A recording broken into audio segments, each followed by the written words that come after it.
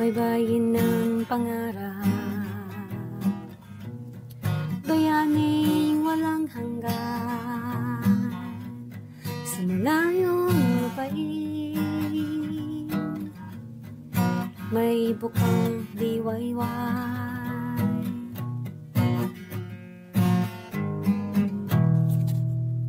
Welcome to the Overseas Podcast Worker.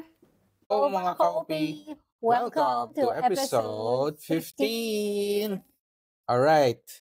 And it's been a week since the last time that we had our episode.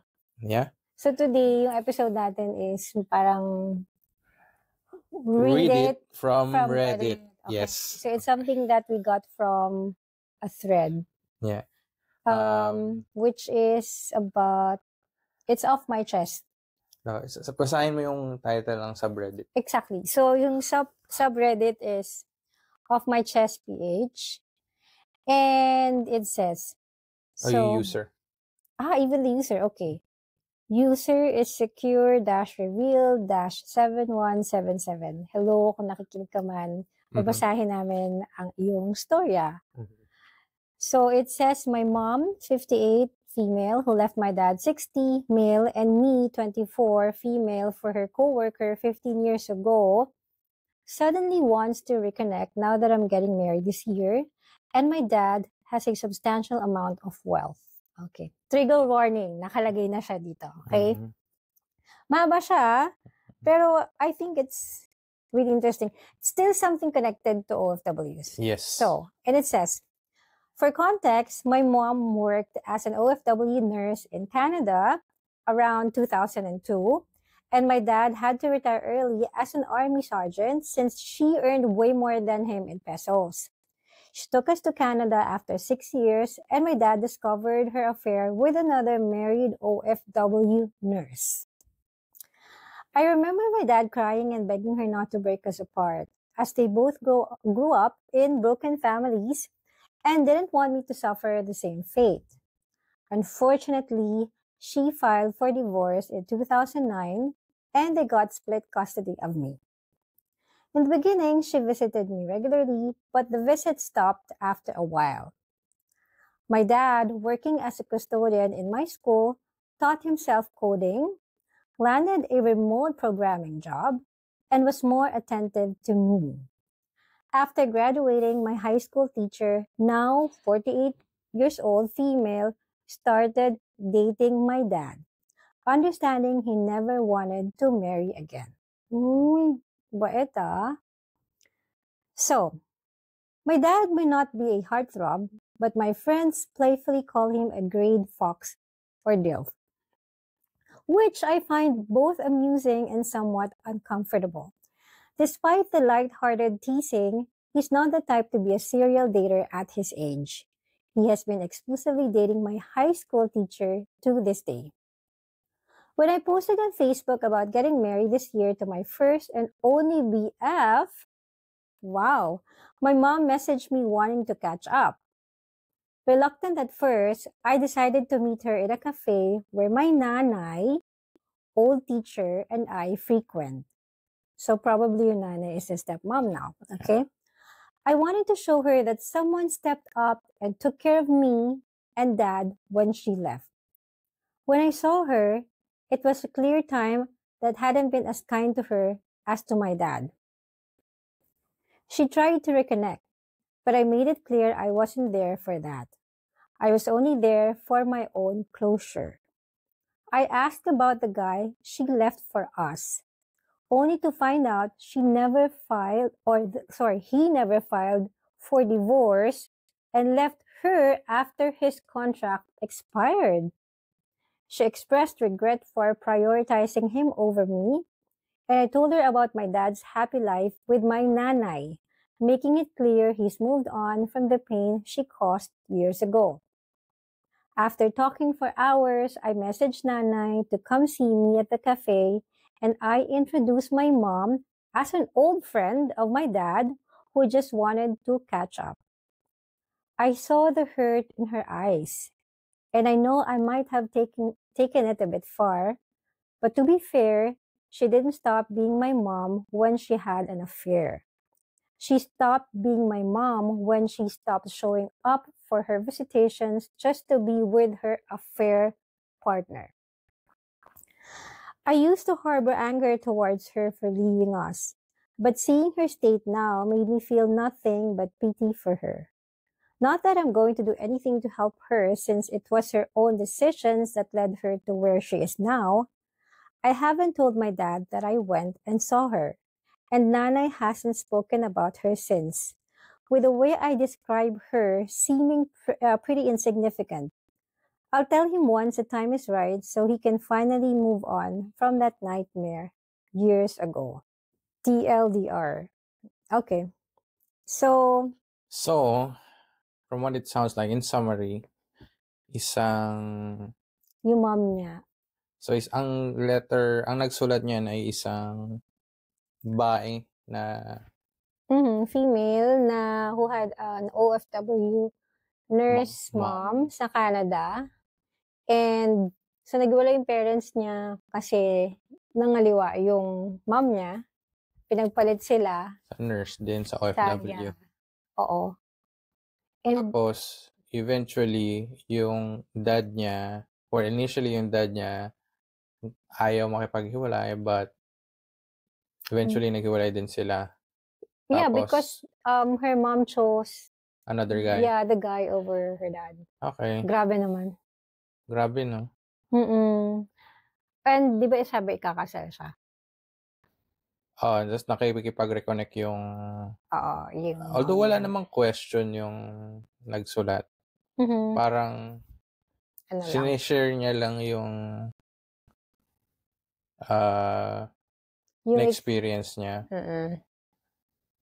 Pero sa tingin ko, it's not begging for an answer, but what it's asking for an opinion kung anong magandang gawin. Invite pa rin yung nanay niya sa kasal niya, or...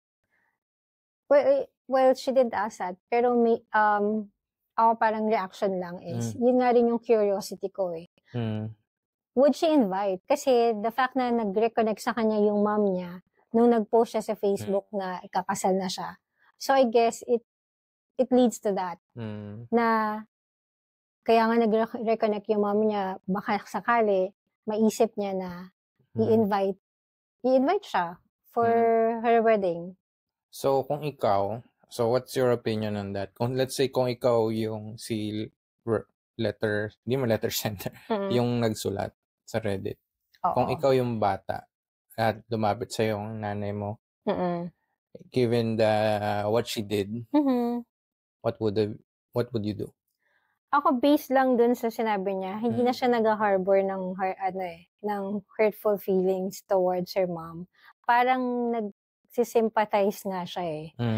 Siguro parang, kung ako yung nasa situation niya, I will.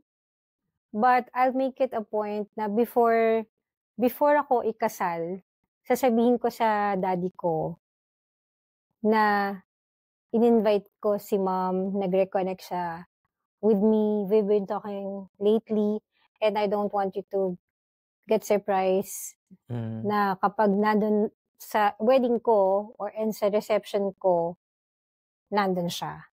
Pero syempre, hindi siya yung magiging parte ng first, yung mga immediate family na, di ba kapag ikaw yung, syempre yung tatay naman yung, di ba, magdadala sa altar. Pero parang hindi ko pagtatabihin sila. Syempre yung nanay na sinasabi niya, which is yung stepmom and then yung father, should all be in front. Pero yung biological mother niya, which is yung OFW nurse, hindi na doon sa seating arrangement na yon. Pero I think it's just fair kasi wala na rin tayong ganong connection eh. Parang for me, this is a celebration, an event that is between me and my husband and my immediate family. Although you were my biological mom, pero hindi yun yung naging relationship na natin through the years. Ito na si nanay ang naging biological mom para sa akin. Or hindi biological, but like who stood up as a real mother for me. So, definitely, hindi ko siya i-echapera dahil pumasok ka all of a sudden. Definitely not. Pero yung respect na lang na, syempre, mama mo pa rin siya, di ba? So, I think, ganun. Pero ang galing niya kasi, sabi niya, nakakatawa kasi hindi na siya nag-harbor ng hurt. Mature na rin siya mag-isip. Oo. I mean, pero I'm sure ang sakit para sa bata nun. Tapos nang nakita mo yung daddy mo na umiyak, begging na hindi sila magkahiwalay. Kasi knowing na yung both ng parents nila came from broken families, that must be very, very hard for her father. Oo nga. Ako, baliktad tayo. Kasi, kung ako yung anak niya, or ako yung nagsulat, ako yung anak na ikakasal, hindi ko na siya invite. Hindi mo invite? Hindi. Bakit? Kasi, this is the price you pay for what you've done. I mean, sinabi niya hindi na siya nag-harbor ng feelings. Given that, kasi meron na akong, sinabi niya na meron na siyang nanay, meron na nag-step in na nanay. And, parang hina-highlight niya doon na naging significantly mayaman na yung father niya. And they're doing well. Yeah, without. Parang, out of nowhere, biglang, yung So, parang feeling mo merong motive? I don't know. But, pwedeng, kasi, parang, pwedeng oo, pwedeng wala. Diba? Pero, pag in-entertain mo siya, at pinano mo siya, merong 50-50 chance na merong yung motive niya talaga. Kumpara sa hindi mo i-entertain, which is hindi na talaga papasok yung idea na yun. Na may biglang out of nowhere. Kasi masaya na yung tatay ko eh. Tapos meron na akong nanay-nanayan. What if, even though yung intent ko is sabihin ko na papasok ko siya sa buhay ko bigla, tapos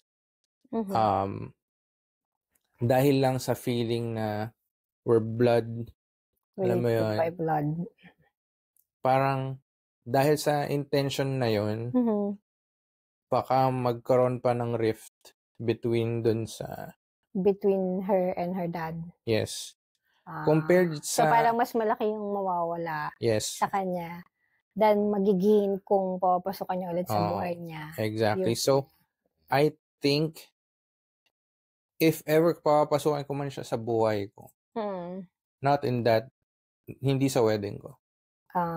Okay. Hindi sa wedding ko. Siguro if you want to meet again, mag-meet ulit tayo ulit. Sasabihin ko naman pa rin sa dad ko, ganyan. Pero, for me kasi depende. 1 year or 2 years later.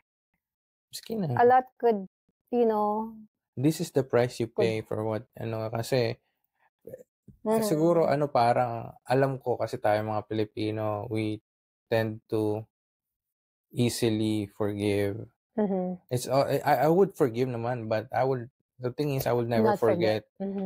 At saka, tayo eh. Ang tawag doon yung madaling manalo yung feelings normally. Malambot ang puso. Yes, but there would be times na dapat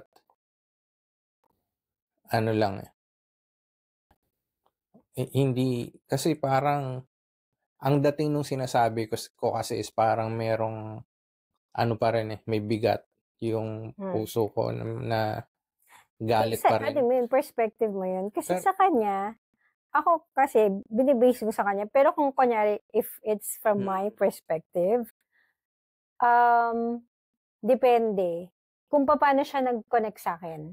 Ano yung sinabi niya? Nag-sorry ba muna siya? Kasi depende yun sa message na sa akin initially. Hindi na kasi natin alam kung anong message sa kanya initially eh. Paano ba sa kanya kumontak? Sabi sa kanya Facebook. For me, parang kung malayo kasi yung tao. Hindi, eventually, nag-meet sila, di ba, sa cafe? Yun nga eh. In my perspective, ito hindi na tungkol sa kanya. Kung kunyari, ganun yung situation, tas ako siya. Unang-unang, i-check ko muna kung, or i-gauge ko kung anong type of message ang sinulat niya sa akin. Kasi baka yung parang halatang anong ba tawag dito? Halatang genuinely sorry, nagsasorry naman. I think okay lang. Pero yung kagaya na sinabi mo na baka may agenda kasi, di ba yung mga daddy niya, yung father niya is super well off na. Iba na usapan na yun. Pero kasi hindi mo mahuhuli kagad yun eh. Yeah, but then again, kasi di ba, pwedeng magpaka-plastic siya at biglang magpakabait-baitan sa'yo, sabihin niya, sorry. And tapos eventually lalabas yung ano. Oo. Compared sa talagang i-eliminate mo yun, hindi talaga mangyayari yun. Yeah. Yun. And parang ayoko kasing in the end, although maganda yung intent ko, gusto ko siyang patawarin, and then bigla akong magsisi in the end kasi bigla siyang pumasok sa relationship ng now yung nanay-nanayan ko at yung dad ko na biglang magkaroon ng rift, magkaroon ng ano, alam mo yun, parang magkakaroon pa ako ng guilt noon eventually na bakit ba in-entertain pa to. Hindi mo maiwasan sa buhay mo kasi family mo siya, unless friend mo siya. Sa akin sa opinion ko, parang kahit pa tipong anong nangyari sa past, it's all in the past. I'm not saying na kakalimutan mo yun. Pero sa akin, kung mag-reconnect siya sa akin, of course, out of respect and out of our blood relation, magbibigay ako ng respect sa kanya. Again, kung kunwari, marunong ka, at our age, I think kaya mo naman na engage kung sa tingin mo nagtitake advantage yung tao or hindi, di ba? Although, I think, medyo magiging mahirap yun, lalo na pag sa mother. Kasi, paano kung narinig mo na yung mom mo, ganito sinabi, ganito, di ba? Pero, in the end, you've come to that age, marunong ka nang mag-gauge ng mga, situations, especially sa age natin na to, ang dami na rin nating napagdaanan sa relationship natin. Parang, I would first think of, treating her with respect and as a human, na lumapit siya sa akin, why not? Diba? Pero that doesn't mean na instantly we will be friends. Like, we will have, parang first is siguro getting to know again yung stage. Kasi ang tagal mong nawala eh. Fine, nagpapadala ka sa akin, pero hindi naman tayo. You were not present. Ba? Sabi niya, diba? Hindi naman siya parang, hindi lang siya always present. Pero hindi siya nakalimot. So, nagpapadala ka, pero hindi mo na ako nakilala all throughout the years. So, siguro ito yung time na we will get to know again each other kasi ang tagal mo nang nawala sa buhay ko. Pero, yun nga, magbibigay siguro ako ng space kasi nga, meron na akong nanay. And siguro later on, kung dumating yung stage na feeling ko, okay lang na isama ko siya invite ko siya sa wedding ko. I think I would know. Especially kung kunwari, mga 1 or 2 years pa naman siguro yung wedding ko. Pero before that, I'll make it a point na sasabihin ko talaga sa father ko na, okay, si ex-mom is trying to reach me and, reconnect. Binanggit niya kanina na she didn't stop being a mom on the day that she cheated on my dad. She stopped being a mom when she chose to not to be present in sa mga visitations. So siguro yun yung siguro nagsisisi yung mami niya. In the end, what I'm trying to say is kids are willing to accept nowadays. Kasi naalala ko nung parang dati or even ngayon, nangyayari pa rin na kapag yung parents, ang isa nag-cheat, parang nape-paint na as masama yung nag-cheat. Okay, kung nag-cheat ka, that's fine. Pero kung eventually, lagi kang present, I would have still accepted you as my mom. So, and alam ko naman na pwede pa rin at some point, meron namang mga hiwalayang ganyan na nagiging healthy eventually. As long as may communication. Let's say na naging may two separate families na sila. Meron pa nga, di ba, baka magkaroon pa siya eventually ng stepsister, ganyan. No? Tapos nagiging, naman. So, I'm not saying cheating is good. What I'm saying is that there are cases where yung paghihiwalay is, it doesn't have to be, what do you call this, parang sad ending. Yeah. Kumbaga, pwede rin siya maging happy ending dahil hindi nawala yung communication. Alam mo yun? Yun nga, parang yung sa part ng mom, sobrang laki talaga ng kasalanan niya. Kasi unang-una, wala siya dun sa years na lumalaki siya. Iniwan siya 15 years ago, I think, or 15 years ago, according to, 26 na siya eh. So, kung 11 years na. Yeah. So, parang ano siya nun, nasa 6, tama ba? 26, mga 11, or around 10 years old, nung naghiwalay yung parents niya. Ang sakit nun sa bata, tapos, wala ka dun, nung lumalaki ako. I mean, ako sa perspective. Tapos ngayon, lalapit ka. But then again, sige, lumapit ka, nakipag-contact ka sa akin, dahil pinalaki ako ng maayos ni dad. Kakausapin kita. Pero, yun nga, I think, yun nga, medyo nagsaside ako sa'yo. But then again, kasi meron akong palaging, sa is, lahat naman ng kasalanan talaga sa huli yung pagsisisi. Sobrang laking mistake na ginawa niya and kinos niyang heartache sa anak niya tsaka sa dati niyang asawa. Kaya, although hindi niya yun makokorek, but she will try her best to, make it up in her own way. Siguro, ganun, magsistart mo siya sa connect. But, siguro ang tanong dyan, kasi sabi, di ba, na hindi na siya pinakasalan nung boyfriend niya kasi hindi nakapag-divorce. What if kinasal siya? Yun yung question dun eh. Sa tingin mo, lumapit? Oo nga, no? Diba? Yun na nga eh. Siguro kasi dahil hindi rin siya pinakasalan, kaya ganyan. Regret siya. At saka stepping into the shoes of her dad, parang ang galing ng dad. Vengeance. Yun na nga, hindi lang. Saka congratulations kasi nag-aral siya. Parang hindi yun. Parang naging fuel sa kanya siguro. Ang galing ng daddy niya. Tsaka ngayon, yun nga, stepping into the shoes of, let's say, nalaman ko, ako yung dad, parang ang magiging is parang, nalaman mo lang na bigla kang sumulpot. Yeah. Let's say, malinis ang intention mo, gusto mo, fine, anak mo, gusto mo lumunod.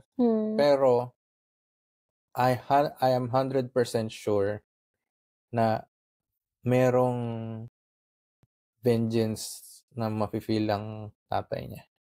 Tapos knowing who I am now, there's parang wala akong ibang pwedeng maisip, parang yung kaagad ang maiisip ko eh. That's one side. Then there's also another side na pwedeng dahil sobrang saya niya sa buhay niya ngayon with his partner, yun nga yung nanay nung sender. Parang sa kanya naman pwedeng wala lang, okay. Because you're the mom, of course you have the right, so it's alright, but I'm happy with my life, so I don't care. Pwedeng ganun din. Pwede rin yan.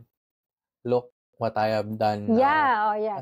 Look at me. This is me. Tapos, nakakaano pa dun. Started to the bottom yung Pag nakita mo pa, kasi di ba sabi niya, deals daw yung dad niya. Siguro, nanay niya? Hindi the mother, yung biological mother. Hindi sinabi rin niya na time wasn't good. Exactly. So, parang imagine kung ikaw yung father. And then, okay, ako yung pinalit mo.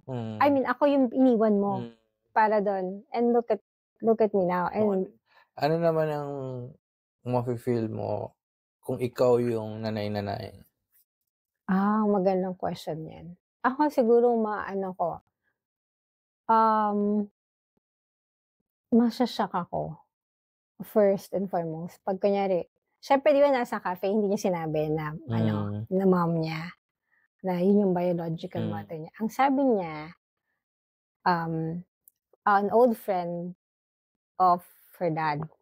Pero ako yung nanay-nanayan, I would have an idea. Yes, of course. Especially with the age. And siguro may facial features din na sa Yeah, exactly. So parang, out of curiosity, syempre pupunta ako doon. Pero meron akong feeling na ma-hurt ako, tapos alam ko na may chance na pumasok ulit sa buhay ng stepdaughter ko, yung mother niya, biological mother niya. Of course, ma-hurt ako. But what would I do? That's a good question. Magpapa-therapy ako. Hindi, ako siguro, kasi kung ako naman yun, wala naman akong say kung ano yung decision ng stepdaughter. Yun, exactly. Pero, magiging protective ako kay Dilf. Kay Dilf. Dilf, oo nga. Parang, he's my man now. Of course. Talaga he's my naman. man now. Excuse me, stay away from me. Oo nga, no. Kasi parang pwedeng, kaya ka bumabalik sa buhay niya, baka naman meron kang ulterior motive. So, parang sa umpisa pa lang, na ako, like, magpapakilala na ako na, like, just because ikaw ang biological mom niya. Alam mo, yung mga nasa teleserye na pag parang iyaano mo sa isang kanto na kayong dalawa lang. Tapos habang umiinom ka ng wine. Hindi porket biological mom hindi porket biological mom kanya ay may say ka na. Please make sure, let's be clear that you do not cross the line. Yun lang. Parang tatakutin ko yun. Parang, ano yung pangalan nun? Si Princess Ponsalan na grabe, sobrang luma na yun. Baby boomer yun Hindi sino ba? Yula Valdez. Oo nga, mga baby boomers na yun Sino ba? Hindi na millennials yun yung naaalala ko na mga teleserye. Okay. Sino ba mga version nilang? Yung mga pang millennial lang. So mga tipong Mara Clara, basta parang ganun naman tayo pang millennial. Anyways, nagigets mo yung... Yeah, I get you. Pero alam mo, yung adultery kasi, ako may mga kilala kong nag-commit ng adultery. Meron din akong kilala na yung asawa nila nag-commit ng adultery towards them. So parang... Question. Ang nakakainis kasi, why do you have to commit adultery? Unless, battered wife ka ba? Battered husband ka ba? Ano bang ginawa sa'yo? Sige, anong question mo? Doon sa mga kilala mong nag-commit ng adultery, is there any of them na both sides ay naging, ano tawag doon? Yung happy ending naman. Kumbaga, or meron actually, lahat sila happy ending. Okay. What I mean by happy ending is, meron silang kanilang pamilya, yung mga meron silang mga naging pamilya, pero parang, I think wala naman silang naging anak dun sa, nila, kabit nila or something. And I'm sure hindi na nalaman ng mga asawa nila. So, nabibisit pa nila yung mga anak nila, ganyan? No, hindi yun. Wala naman anak. Okay. Hindi sila naghiwalay. By happy ending meaning, hindi sila naghiwalay. Nag-commit sila ng adultery. Okay. Well, hindi same din sa Hindi the same. Pero what I'm saying is, may mga talagang, like ito mommy niya, I'm sorry to say, pero malandi siya. Okay. 'Di ba? Kasi, sige nga, ikaw may asawa ka. May asawa ka. Tapos, sasama ka ba sa na makipag-date one-on-one with another guy, single or married. Hindi mo pwedeng sabihin, we are colleagues, we are just friends. Alam mo yung magiging intention ng meeting na yun. It's a date. Would you? Of course not. So that's just a start. There's no justifying adultery. It is what it is. Kaya nga, tapos, actually, yung kilala ko dyan is yung asawa niya yung nag-commit ng adultery. Pero yung kilala ko, mahal na mahal niya talaga yung asawa niya siguro. And then, yung mga anak niya, ayaw rin siguro niyang lumaki ng walang.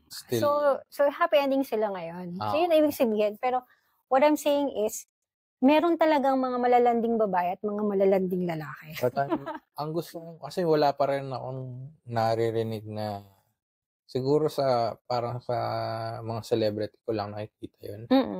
Yung tipong nagkaroon na ng ibang pamilya, pero wala naman. Wala pa tapos, pero in good terms pa rin sila, meaning, communicate pa rin sila just because of their son or daughter. Meron akong, yung tito ko, sa father side, kapatid ni daddy. Naghiwalay sila ni tita. Tapos, nagkaroon siya ng ibang asawa. I mean, babae. Tapos, wala, yung pinsan ko, okay siya, bali anak nila, okay siya sa mommy niya tsaka sa dad niya. Hindi siya nag-harbor ng ill feelings kasi parang kasi yung pinsan ko na yun, kailanman tinato niya na yung parents ko na parang parents niya na rin. Kaya siguro hindi niya na feel na kulangan siya ng magulang. Kasi mas naging... Yun yung sinasabi kong adultery, as bad as it can be, in the end, pwede pa rin solusyonan. Yun. Pero kasi pero congratulations sa kanya kasi ikakasal na. Congratulations kay Secure Reveal 717. Oo nga pala. Best wishes. Best wishes. I'm so happy for niya, boyfriend niya. Only BF niya. Ang galing niya naman. So, sana may forever. Tsaka parang yung nangyari sa kanya, parang siya talaga siguro na parang yung mga teaching moments para sa sarili mong relationship para maging ma-assure mo. Although sinasabi niya na parang sila rin, yung nanay at tatay niya came from broken family and they tried not to but eventually tapos siya yung parents naman niya. So tingin ko she's really doing her best not to end up like them kasi alam mo kasi may taboo sa Pilipinas na parang ang broken family parang hindi ko sinasabing maganda yung ganun. Pero yung parang pag inisip nila from broken family ka, kawawa kagad yung bata. Which is totoo naman. Pero, dito, honey. There's ways to make it work. Even, what I'm saying is, even maghiwalay na kayo. Yung visitations. At saka, which is, kaya lang hindi niya ginawa ng nanay. Yeah. Kaya sana, dun sa mga magkahiwalay, at least yung bata, di ba? Yeah, yung bata. Don't lose yung... Ewan ko kasi dito, di ba before kinakasal yung mga... I don't know kung ano magiging reaction ng mga listeners natin dito. Pero kasi dito, they do this kind of setup na mag-live-in muna bago ikakasal. And then, it takes so many years. Common naman sa Pilipinas yun. Hindi naman. Hindi siya as common as dito. Na para yung kasi mahirap dito mag-divorce, 'di ba? Pag dito sa Germany. Lalo na sa Philippines. Exactly. Kaya nga hindi nila pinapakasalan muna yung partner nila until I don't know, mga 40 years, pag 40 years na sila and all dahil may sa tax, 'di ba? Pero as much as possible, hindi pa din. So parang nag-live-in muna sila. I'm not saying na magandang way yun. But maybe it's about time to look at that direction bago ka ikasal. Actually, di ba yung sabi niya, yung dad niya ayaw na ikasal ulit? Oo, ngayon tuloy ayaw nang ikasal. Kasi, Traumatic. exactly. So, parang hindi rin mahirapan sila. Diba? In the end. Well, Sa atin, sa ano tayo kinasal, diba? Sa West. So, hirap tayo mag-divorce. Wala sa ating divorce. Wala na pang ano. You know what? I'm curious. Ano? Sabi niya, divorce na parents niya. Pero, Filipinos ba sila? Baka sa Canada, kasi sabi nila nagpunta siya ng Canada eh. Okay. 6 years sila doon, di ba? But is it before her parents got married or after their parents got married? Diba? Kasi wala namang divorce sa Pilipinas. Sinabi niya divorce eh. So, kung annulment po pwede. Kung sinabi niyang divorce, definitely hindi sa Pilipinas yung kinasal. Kasi wala pa. Pero kung there's a difference with divorce and annulment. Diba? Kasi ang annulment sa Pilipinas, pag ginawa mo yun, mag-avoid yung kasal. Hindi ka kinasal at all. And unlike, kaya mas tedious, parang kailangan may reason bakit nyo papawalang bisa yung kasal nyo. Nananakit ba isa or I'm a lawyer, pero I'm assuming siguro ganun, nananakit or nangaliwa or whatever. Or parang ipoprove mo na at the time na kinasal hindi siya kayo. capable. Or halimbawa underage or ganun ba? pag halimbawa dinaya mo yung age mo or hindi ka mentally capable. Yeah. Kasi ang divorce is nangyari yung yung marriage nyo. Pero nag-end lang. Gusto nyo lang i-end yung yun nga, yung marriage nyo. Tapos kaya nga iba nagpa-prenup, diba? So anyway, ayun lang. Ano naman, siguro parang knowing or reading this from message. Yung mo lang, yeah. Yung masasabi mo lang about OFWs that are away from their partners and not only that, parang I'm not saying na okay yung mga liwa, ang adultery. But let's face it, nangyayari siya talaga. But if you're willing to do that, you should be ready to face the consequences. Okay? And ito ang isa sa mga consequences. No? You will have to always be there sa mga anak nyo. Yeah. If not, ito ang consequence. Exactly. And if eventually magkahiwalay kayo, at the end of the day, yung mga anak nyo, sila pa rin yung importante. So, as much as possible, communicate. Yun, don't lose. Kasi don't lose touch. I've been saying na parang I've been siding on wag nang makipag-communicate at all dito sa nanay na to, ganyan. Pero I can also imagine yung mafe-feel niya na parang sobrang regret at and that's not the best feeling to be. So before pa kayo mapunta sa ganong position, if you're really willing to commit adultery, really think twice, thrice, 4 times. Ako advice lang. Kapag nag-commit kayo sa tao, meaning pinakasalan niya yung tao, be loyal. And make the marriage work. So, ano ba yung mga best advices for making the marriage work? You need to always communicate with each other. So, kung hindi kayo nagko-communicate, may galit ka sa partner mo, and then, tumahimik ka, ayaw mong pag-usapan, and then meron na naman kayong galit, pinag-awayan the next day or the next week, naiipon yan at naiipon yan. Dahil hindi kayo nagko-communicate, mag-aaway kayo ulit and then sasabog ka. And then maghahanap ka ng iba kasi sa tingin mo may kulang siya. Pero hindi mo kasi siya pinayagan na magsalita about dun sa akala mo may issue kayo. So, talagang communication. Good. Kasi kung hindi kayo open sa isa't isa, bakit pa kayo naging, kasi yun nga, parang katuwang mo yung partner mo. Kaya kailangan open kayo sa isa. And then, huwag kayong matutulog ng galit sa isa't isa.